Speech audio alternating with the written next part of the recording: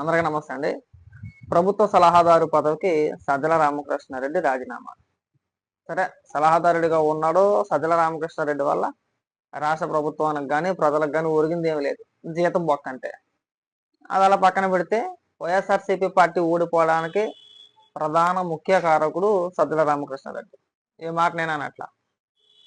YCP నాయకులు, YCP కార్యకర్తలు ఆయా సోషల్ మీడియా మాధ్యమాల్లో, ఫేస్బుక్లో కావచ్చు, యూట్యూబ్లో కావచ్చు, ట్విట్టర్లో కావచ్చు, వీడియోల రూపంలో ముఖ్యంగా సజ్జల రామకృష్ణారెడ్డిని, అలాగే సజ్జల భార్గవరెడ్డిని, వైసీపీ సోషల్ మీడియా ఇన్ఛార్జ్ ఎవడైతే ఉన్నాడో సజ్జల భార్గవరెడ్డిని, సజ్జల రామకృష్ణారెడ్డిని కలిపి అమ్మనా బూతులు పెడుతున్నారు. మామూలు బూతులు కాదు, పచ్చి బూతులు. రకారాలతో సంబోధించి నా కొడకల్లారా నా పార్టీని నాశనం చేశారా. పార్టీనే కాదురా, మీరు మేలుకొని మాట్లాడాల్సింది, మీరు మేలుకొని విమర్శించాల్సింది, మీరు ప్రశ్నించాల్సింది ఇప్పుడు కాదు. పనికిమాల సలహాలు ఇచ్చినప్పుడే మీరందరూ కూడా గొంతెత్తి ఓ రెదవల్లారా పార్టీని మొత్తం ఆడి చేతిలో పెట్టారు అని నాశనం చేస్తాడు పార్టీని. అయిపోయిన సలహాలు, అవి ఎక్కడ ఆలోచనలో మొత్తం నాశనం చేస్తారని చెప్పేసి నేను ఆ రోజు ఎవడు మాట్లాడలా.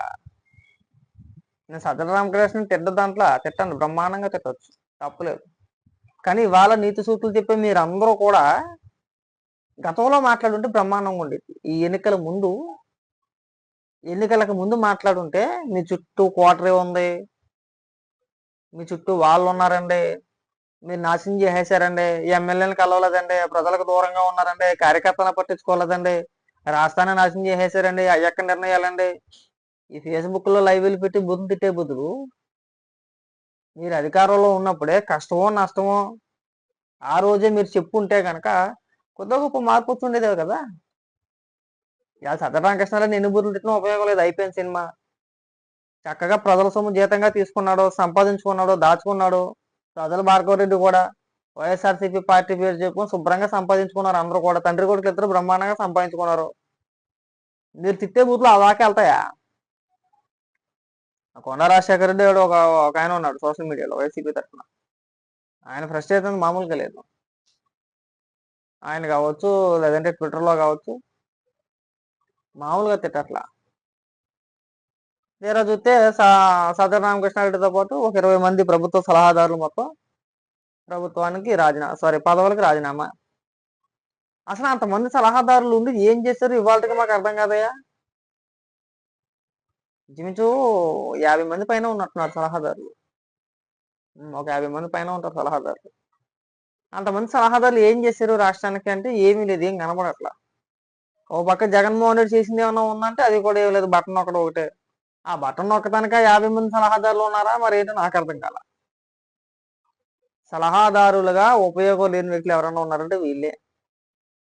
పైగా సలహాదారుడిగా ఉంటూ ప్రజల సొమ్ము జీతం తీసుకుంటూ నిత్యం 24 గంటలు చంద్రబాబు నాయుడు గారి మీద పడి ఆడవాలి, అలాగే లోకేష్ గారి మీద పడి ఆడవాలి. అంతకుమించి మనం చేసింది ఏమీ లేదు అందులో. అంతేనా సజ్జలా? అంతకుమించి మనం చేసింది ఏమైనా ఉందా? ఒకసారి ఓపెన్ చేయి సోషల్ మీడియా కానీ, లేదంటే మీ ఫోన్ ఆన్ చేసుకుంటే సరిపోతుంది. ఫోన్ కూడా స్విచ్ ఆఫ్ చేసుకున్నాం అంట. ఒకసారి ఫోన్ ఆన్ చేసుకొని చూసుకో. సోషల్ మీడియాలో మీ కార్యకర్తలే, వైఎస్ఆర్సీపీ పార్టీ హార్డ్ కోర్ కార్యకర్తలు ఎవరైతే ఉన్నారో వాళ్ళే సజ్జల రామకృష్ణారెడ్డి నాశనం చేసేట పార్టీని. మామూలు నాశనం చేయలేదు. ఇవాళ సజ్జల రామకృష్ణారెడ్డి వాళ్ళు ఈ స్థాయికి వచ్చింది పార్టీ. మరీ ఘోరంగా 10 స్థానాల 10-11 స్థానాల. కాబట్టి సజ్జల రామకృష్ణారెడ్డి కంగారు పడమాకు. రాజీనామా చేసాం కదా, చేతులు దులిపేసుకున్నాం కదా, ఇంక మనకి ప్రభుత్వానికి సంబంధం లేదులే, మనకి పార్టీలకి సంబంధం లేదులే, సైలెంట్గా విదేశాలకు పారిపోవచ్చు, ఇలాంటి ప్లానింగ్స్ ఏమైనా ఉంటే ఆపి. అంత సినిమా లేదు. ప్రతిదానికి లెక్క చెప్పాలి, ప్రతిదానికి ఒక విధానం ఉంటుంది. ముఖ్యంగా నిన్ను మాత్రం వదిలే సమస్య ఉన్నదిగా. నువ్వు ఎక్కడికి పోలేవు, ఎక్కడికి పారిపోలేవు. ప్రతిదానికి చేసిన ప్రతి ఆరోపణకి నువ్వు సమాధానం చెప్పాలి, నీకు సహకరించిన అధికారులు సమాధానం చెప్పాలి. ప్రభుత్వ సలహాదారుడు అయ్యింది, రాజకీయాల గురించి ఏ విధంగా మాట్లాడు దానికి కూడా సమాధానం చెప్పాలి. ప్రభుత్వ సలహాదారులు అసలు రాజకీయాల గురించి మాట్లాడు, కానీ నువ్వు మాట్లాడు, దానికి సమాధానం చెప్పి ఫస్ట్. ఇంకా మీ కార్యకర్తలు ఇంకా కొంతమంది మాట్లాడుతున్నారు. గజ్జల లక్ష్మి అంటూ లేరు, మహిళా కమిషన్ చైర్మన్ అంటే ఆవిడ.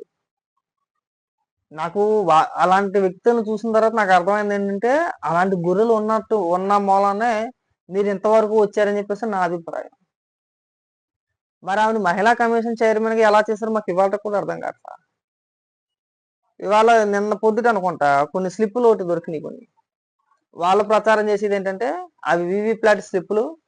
అగో మనం వేసిన ఓట్లన్నీ కూడా ఇలా రోడ్డు మీద పడేశారని చెప్పేసి అదేదో ప్రచారం చేస్తారు. వాస్తవానికి అవి వీవీప్యాట్ స్లిప్లే కాదు అవి. ఒకవేళ నిజంగా వీవీప్యాట్ స్లిప్లు అయితే కనుక అందు మీద వైఎస్ఆర్సీపీ ఫ్యాన్ గుర్తుకే ఓటు అని చెప్పేసి ఉండదు. ఆ స్లిప్పుల మీద క్లియర్‌గా ఉంది ఫ్యాన్ గుర్తుకే మనం ఓటు అని చెప్పేసి. ఆ ఒక పాంప్లెట్లు అవి. వీళ్ళు ఎన్నికల ప్రచారాల్లో వాడుకునే పాంప్లెట్లు అవి. వాటి గురించి ప్రస్తావిస్తూ లైవ్ పెట్టింది. 40 నిమిషాలు లైవ్ పెట్టింది. అగో అన్యాయం జరిగిపోయింది. ఆ స్లిప్‌లన్నీ పడేశారని చెప్పేసి. ఎక్కడైనా ఉంటదా అలాగా? గొర్రెలు కాదా? అలాంటి వ్యక్తిని తీసుకొచ్చి నువ్వు మహిళా కమిషన్ చైర్మన్‌గా కూర్చోబెట్టేశారు. సాగుతుంది మీకు అలాగా. ఆ? ఏమన్నా అంటే మహిళలను అలా అన్నారు, ఆడపిల్లలను అలా అన్నారు, ఆడపిల్లని అలా అన్నారు, ఆడపిల్లని అలా అనొచ్చా అని చెప్పేసి పెద్ద పెద్ద ఉపన్యాసాలు ఇస్తారు. పెద్ద పెద్ద మాటలు మాట్లాడతారు. అంత గొర్రెలు. ఆవిడ గొర్రె, అనితారెడ్డి బుజ్జి అని చెప్పేసింది. ఆవిడ గొర్రె. మీ గొర్రెతనం తగలట వీవీప్యాట్ స్లిప్పులకి లేదంటే పాంప్లెట్లకి తేడా తేలతాం. మరి మీరు సోషల్ మీడియాలో పెద్ద తోపులు. ఆ గజ్జిలక్ష్మి అయితే ఏకంగా మహిళా కమిషన్ చైర్మన్. ఇంగిత జ్ఞానం అయితే తొక్కలేదు. ఇందాక లైవ్ పెట్టి గొక్కెట్టి ఏడ్చేస్తుంది. ట్యాంపరింగ్ జరిగిపోయింది. స్లిప్లను రోడ్డు మీద పడేశారు. బుద్ధి జ్ఞానం ఉండదు నీకు. అందులో క్లియర్ గా లేదా ఫ్యాన్ గుర్తుగా మన ఓటు అని చెప్పేసి అని వీవీప్యాట్ స్లిప్ల మీద ఫ్యాన్ గుర్తుగా మీ ఓటు అని చెప్పేసి అని వచ్చిద్దా? ఈ గోరితనం తగలట్ట అంత కాదేంటి రాష్ట్రాన్ని నాశనం చేసుకొచ్చింది ఇక్కడ దాకా. మరీ చిరాగ్గా, మరీ లేఖతనంగా, మరీ చిల్లరగా మాట్లాడమాకండి. వాస్తవాలు తెలుసుకొని మాట్లాడండి. మీ ఏడిపేదన్న ఉంటే సజ్జల రామకృష్ణారెడ్డి మీద ఏడండి. మిమ్మల్ని, మీ పార్టీని, మీ నాయకుడిని ఈ స్థాయికి తీసుకొచ్చేసిన ఏకైక వ్యక్తి సజ్జల రామకృష్ణారెడ్డి. మేము మొదటి నుంచి చెప్తున్నాం.